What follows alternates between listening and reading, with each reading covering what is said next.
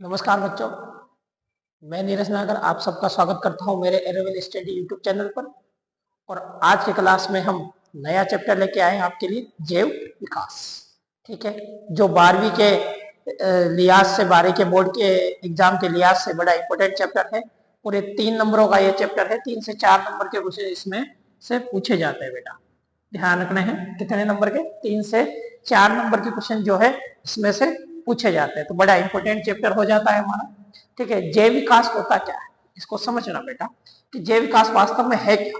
तो जैव विकास का मतलब होता है बेटा कि किसी भी जीव के बारे में हमें 2 बातों का हमें पता लगाना होता है। क्या क्या बातें हैं वो? सबसे पहले तो याद रखना, किसी भी जीव की उत्पत्ति कैसे हुई है, उत्पत्ति कैसे हुई है। ठीक है, एक तो ये याद रखना है कि उत्पत्ति कैसे हुई, कैसे हुई। दूसरी बात, इनका उद्भव या विकास कैसे, उद्भव हो गया और विकास कैसे, कैसे इनका विकास हुआ। तो ये 2 बातें पता लगाना, विज्ञान की जिस शाखा में हम 2 बातों का पता लगाते हैं उसे हम क्या कहते हैं बेटा? जैव विकास कहते हैं। समझ गए बात को? यानी हम जीवों की उत्पत्ति के बारे में पता लगाएंगे कि जीव की उत्पत्ति हुई कैसे है और इनका विकास किस प्रकार से हुआ है, एक जीव से दूसरे जीव का निर्माण किस प्रकार से हुआ है। ठीक है, तो इसमें हम जीव जो उत्पत्ति के बारे में हम बात करेंगे, जीव की उत्पत्ति के बारे में, उसमें हम इसे 2 भागों में पढ़ेंगे। पहले तो हम पढ़ेंगे ब्रह्मांड की उत्पत्ति कैसे हुई और ब्रह्मांड में हमारी पृथ्वी कैसे बनी। दूसरी हम बात करेंगे पृथ्वी पर जीवन आया कैसे। क्या बात करेंगे बेटा? पृथ्वी पर जीवन आया कैसे। ठीक है, फिर हम विकास के बारे में हम पढ़ेंगे कि किस प्रकार से उस जीव का, एक कोशिकीय जीव से बहुकोशिकीय जीवों का निर्माण किस प्रकार से हुआ, उनके बारे में हम जानने का प्रयास करेंगे। समझ गए बात को? तो इन 2 बातों के बारे में हम ध्यान, तो सबसे पहले हम बात करेंगे उत्पत्ति के बारे में बात करेंगे। ठीक है, तो सबसे पहला हमारा सिद्धांत आता है बेटा, ब्रह्मांड की उत्पत्ति से संबंधित हमारा एक सिद्धांत है जिसे हम कहते हैं big bang theory. Big bang,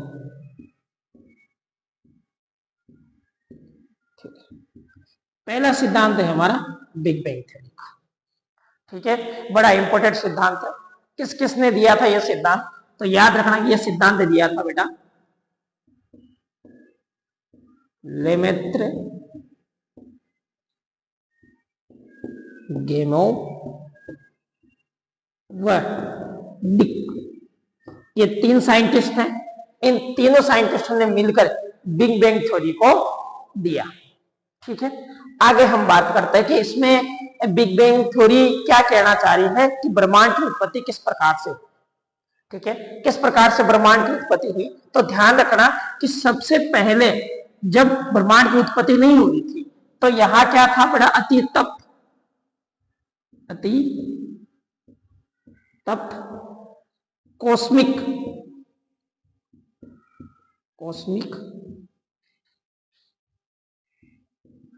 धूल का बादल था। कॉस्मिक डस्ट का क्या था बेटा? बादल था। ठीक है, अति तप्त कॉस्मिक डस्ट का यह बादल था। ठीक है, इस बादल में क्या हुआ बेटा? एक महाविस्फोट हुआ। क्या हुआ बेटा? महाविस्फोट।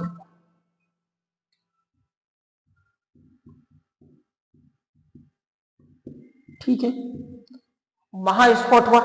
इस महाविस्फोट के फलस्वरूप जो है वर्तमान की जो हमारी 2 गैसें हैं, एक तो हाइड्रोजन व दूसरी है हीलियम गैस। ठीक है, एक तो बेटा हाइड्रोजन गैस और दूसरी कौन सी है? हीलियम गैस से निर्मित पिंडों का निर्माण। क्या हुआ बेटा कि अति तप्त कॉस्मिक धूल का बादल था, उसमें महाविस्फोट हुआ, उससे हीलियम और हाइड्रोजन जैसी गैसों से मिल बना हुआ कई सारे पिंडे का निर्माण, कई सारे पिंड बने। ठीक है, वो पिंड दिए, उन पिंडों ने क्या किया बेटा? आकाश गंगाओं का निर्माण किया, गैलेक्सी बनी। इनसे क्या बनी बेटा? आकाश गंगाएं। आकाश गंगा। ठीक है, इन आकाश गंगाओं का निर्माण हुआ। इसी आकाश गंगा में से, कई सारे आकाश गंगाओं में से बेटा एक आकाश गंगा थी मिल्की वे। मिल्की वे, ठीक है। इस आकाश गंगा के अंदर हमारी पृथ्वी का निर्माण हुआ। हमारा सूर्यमंडल बना और सौर मंडल में हमारी पृथ्वी बनी। इस प्रकार से ब्रह्मांड की उत्पत्ति हुई।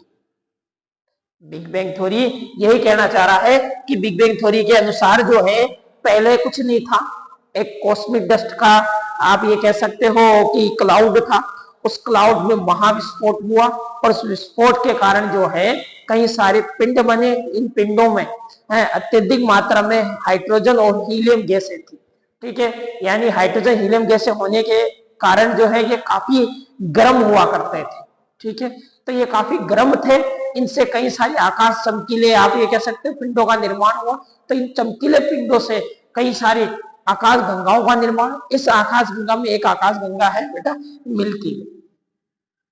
ठीक है, इस मिल्की वे के अंदर जो है हमारा सौर मंडल बना।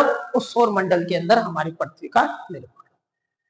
ठीक है, तो इस थ्योरी के अनुसार ब्रह्मांड बना कब, तो याद रखना है कि इस थ्योरी के अनुसार जो है यूनिवर्स की जो उत्पत्ति हुई है, ओरिजिन ऑफ यूनिवर्स जो है वह याद रखना है 200 बिलियन वर्ष। ध्यान रखना है 20,000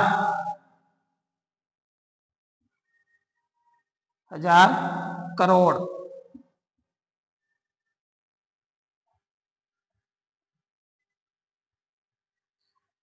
क्या याद रखोगे कि 20,000 करोड़ वर्ष पहले हमारी किसका, हमारे यूनिवर्स का निर्माण हुआ। और हमारी पृथ्वी कब बनी बेटा, तो हमारी पृथ्वी का निर्माण जो है 400 कब हुआ बेटा, तो हमारी पृथ्वी का निर्माण जो है वो याद रखना है आपको 450 करोड़ वर्ष पहले किसका निर्माण हुआ बेटा, हमारी पृथ्वी का निर्माण।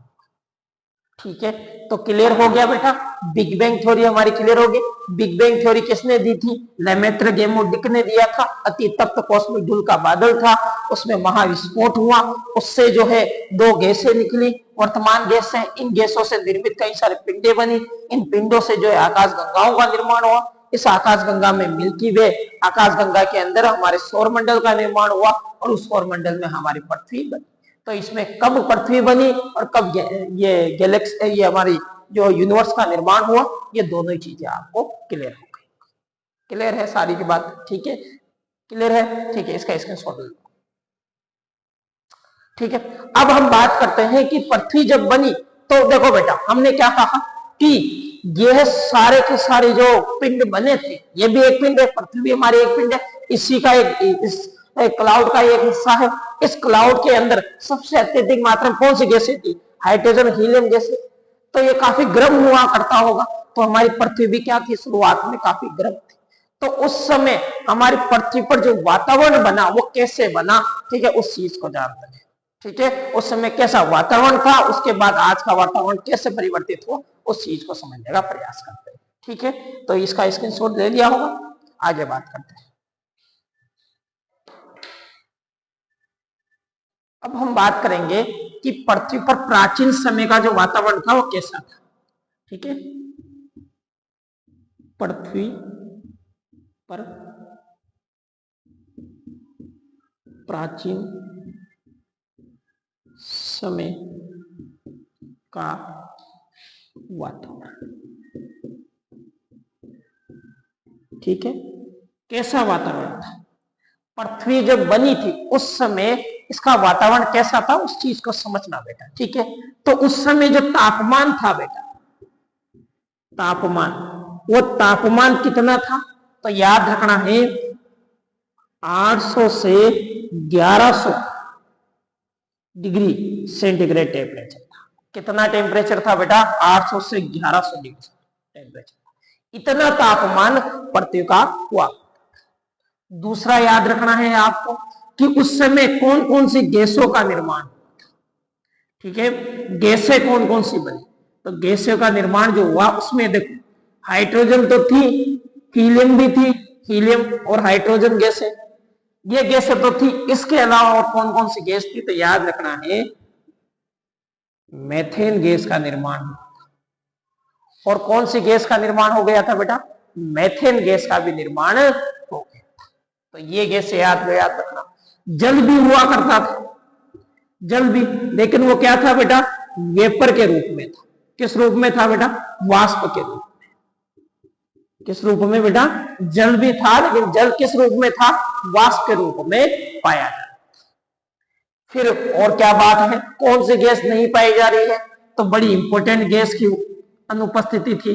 ठीक है, तो कौन सी गैस थी नहीं थी बेटा? तो याद रखना ऑक्सीजन गैस अनुपस्थित थी।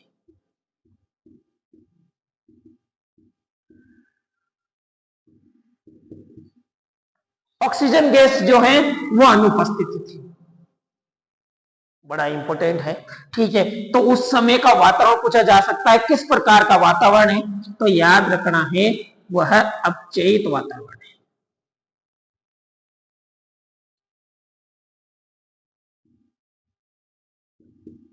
रिड्यूसिंग वातावरण था। क्या था बेटा? रिड्यूसिंग वातावरण था। ये याद रखना है कि उस समय का जो वातावरण था वो कैसा था बेटा? अपचयित वातावरण। क्योंकि उसमें क्या नहीं थी? कौन सी गैस अनुपस्थित थी बेटा? तो याद रखना ऑक्सीजन गैस अनुपस्थित हुआ करती थी। तो उस समय का जो वातावरण हुआ करता था वो कैसा हुआ बेटा? इस प्रकार का। फिर इनमें आपस में संघनन हुआ, ठीक है, आपस में रिएक्शनें हुई, उन रिएक्शनों के द्वारा जो है ऑक्सीजन गैस का निर्माण हुआ। फिर इसके अलावा और भी कई सारे ऐसे गैसें हैं जिनका निर्माण होना प्रारंभ हुआ।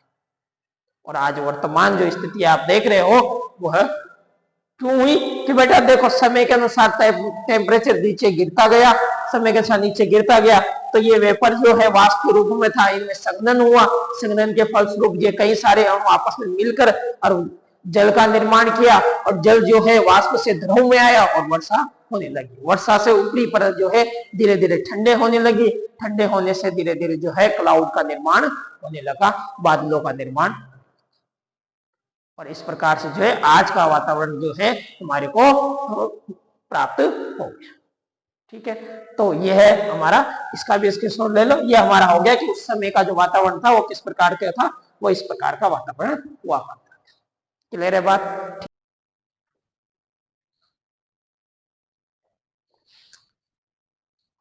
अब हम बात करेंगे बेटा किसके बारे में बात करेंगे? पृथ्वी पर जीवन के, पृथ्वी पर जीवन की उत्पत्ति। ठीक है, अब हम जानने वाले हैं कि पृथ्वी पर जीवन आया कैसे, कहां से आया, कैसे आया, ठीक है, कैसे इसका विकास हुआ है, तो इसके संदर्भ में हम बात करने वाले। तो पहले हम बात करेंगे बेटा, क्या बात करेंगे कि पृथ्वी पर जीवन आया कैसे। ठीक है, तो कब आया था? तो ये याद रखना है कब आया। तो पहली बात तो ये याद रखना है कि 400 करोड़ पहले पृथ्वी पर क्या आया बेटा? जीवन। 400 करोड़ पहले क्या आया बेटा? पृथ्वी पर जीवन आया। अब कैसे आया, इसके संदर्भ में कई सारे सिद्धांत है, उसमें से कुछ सिद्धांतों को हम बात करेंगे, यहाँ पढ़ेंगे। उसमें से पहला सिद्धांत हम बात करने वाले हैं पेंस-परमिया सिद्धांत। पेंस-परमिया सिद्धांत।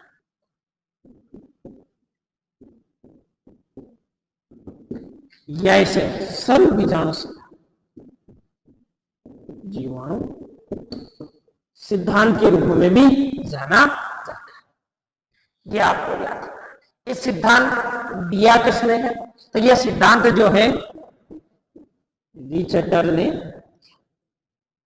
किसने दिया? रिचर्डर ने। ग्रीक वासियों ने इस सिद्धांत को दिया है बेटा। ठीक है, ग्रीक वैज्ञानिक है, उन्होंने इसको दिया, और ग्रीक वासी आज भी सिद्धांत को मानते हैं। इस सिद्धांत में ऐसा क्या है? इस सिद्धांत में यह है बेटा कि ये कहते हैं, या ये सिद्धांत ये बोलता है कि जीवन की उत्पत्ति जो हुई है वो आउटर स्पेस, यानी बाहर। जीवन की उत्पत्ति कहां हुई है? कि जीवन की उत्पत्ति पृथ्वी पर नहीं, पृथ्वी से बाहर। तो इस सिद्धांत का पहली बात यह है कि जीवन की उत्पत्ति जो है, जीवन बना जो है ना, जीवन जो बना वो कहां बना बेटा? पृथ्वी से बाहर, पृथ्वी से बाहर आउटर स्पेस में क्या बना बेटा? जीवन बना, लाइफ बना। ठीक है, ये सिद्धांत कैसे कि पृथ्वी पर क्या हुआ होगा, अंतरिक्ष में कोई जीवन बना होगा, कोई जीवाणु बना होगा, ठीक है, कोई स्पोर, ठीक है, वो स्पोर पृथ्वी पर आया होगा, उससे क्या हो गया हो बेटा? कोई नए जीव का निर्माण हो गया। तो पृथ्वी पर जीवन का निर्माण हुआ कैसे? बीजाणु से। बीजाणु द्वारा पृथ्वी पर क्या बना बेटा? जीवन। समझ के बाद पैंसठवां सिद्धांत ना ये था। दूसरा सिद्धांत आता है, दूसरा सिद्धांत है स्वतः जनन सिद्धांत। स्वतः जनन सिद्धांत। अब इसकी दो बातें इंपॉर्टेंट याद रखनी है आपको। ये सिद्धांत कुछ इतना इंपॉर्टेंट नहीं है। इस सिद्धांत के अनुसार इतना सा याद रखना है सिद्धांत में कि इस सिद्धांत के अनुसार जो है जीव जो है वो स्वतः ही उत्पन्न हो जाता है। उसका कोई आधार नहीं, कोई प्रोसेस नहीं है कि कोई स्टेप वाइज अपने आप उत्पन्न हो गया अचानक। जैसे इन्होंने कहा, ये सिद्धांत ये भी कहता है कि अगर पसीने से भीगी अगर कोई शर्ट पे गेहूं के दाने या कुछ भूसा वूसा अगर आप कर दे तो वहां चूहा उत्पन्न हो जाता है। क्या वास्तव में ऐसा हो सकता है? नहीं हो सकता। बड़ी अच्छी तरीके से आप साफ साफ दिखाई दे रहा है कि बड़ी अच्छी तरीके से साफ तरीके से फेंकने का प्रयास किया गया है। ठीक है, तो ये लीजिए।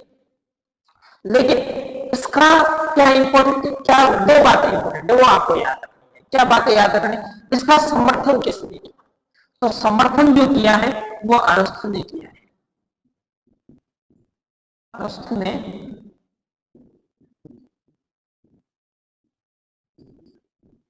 समर्थन,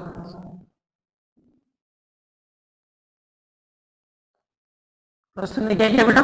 समर्थन किया। और खंडन किसने किया? तो खंडन याद रखना है आपको। खंडन किसने किया? तो लुईस पास्चर ने इस सिद्धांत का क्या किया बेटा? लुईस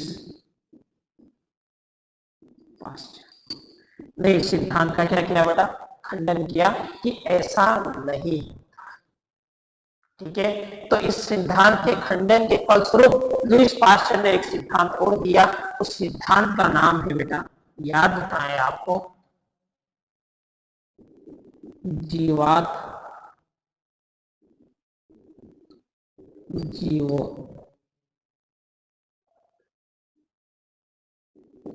जीवात्मक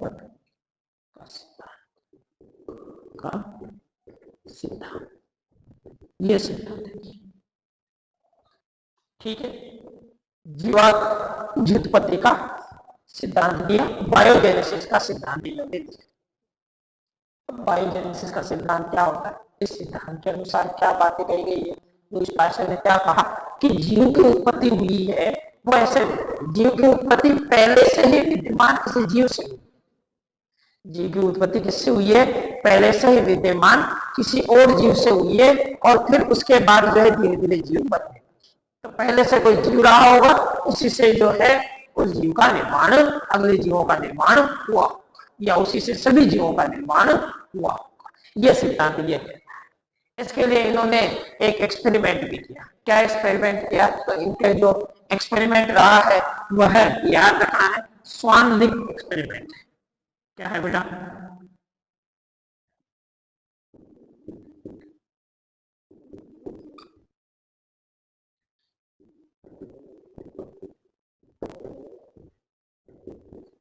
स्वान लिक एक्सपेरिमेंट। इसमें इन्होंने क्या किया कि एक आप एक ऐसे दो फ्लास्क लिए,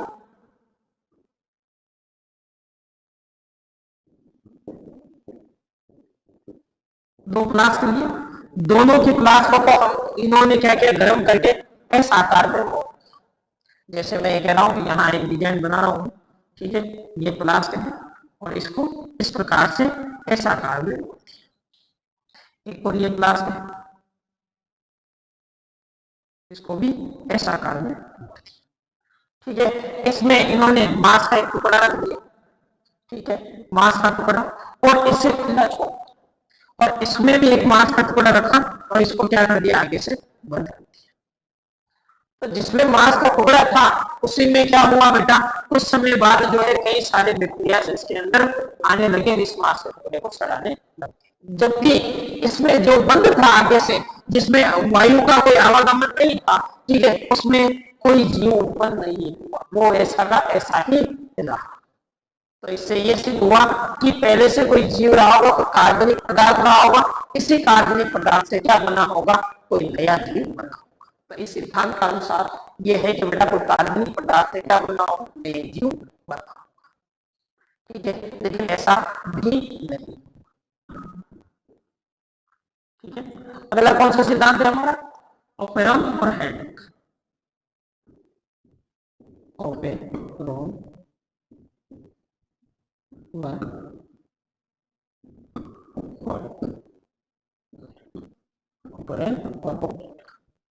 ऑपरेंड उसी वैज्ञानिक है और ऑपरेंड जो है ये इंग्लैंड, ठीक है। इन दोनों ने मिलकर एक सिद्धांत दिया, उसे कहते हैं रासायनिक विकास का सिद्धांत।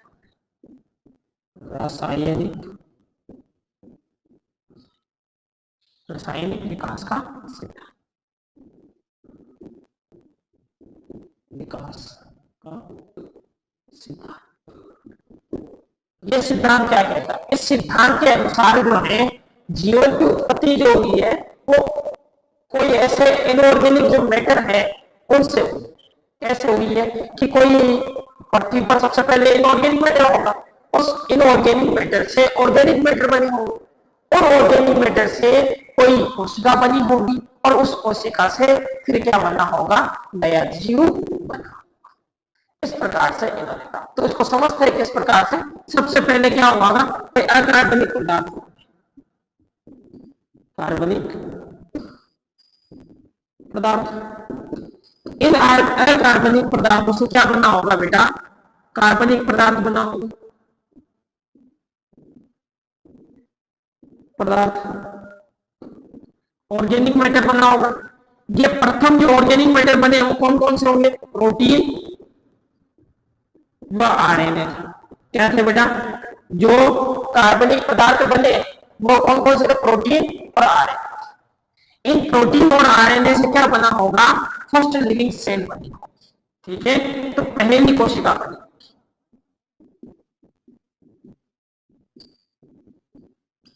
कोशिका का फर्स्ट लिविंग सेल,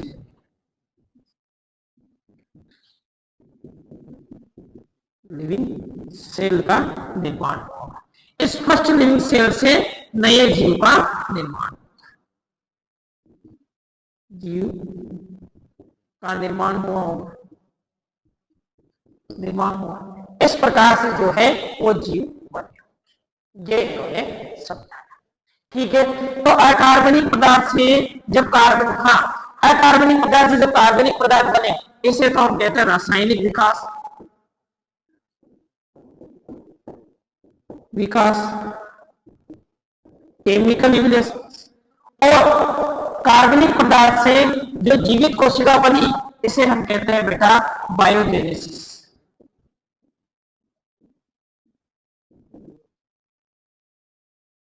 क्या कहते हैं बेटा, बायोजेनेसिस, इसे हम क्या कहते हैं, बायोजेनेसिस। और इससे ये बना होगा जीव से, फर्स्ट लिविंग कोशिका से जो नया जीव बना होगा, इसे हम क्या कहते हैं बेटा, बायोजेनेसिस। क्या कहते हैं बेटा, बायोजेनेसिस। इतनी बात क्लियर हो गई। तो ये हमारे को याद रखना है, ये हमारा ओपेरॉन और हेडेक का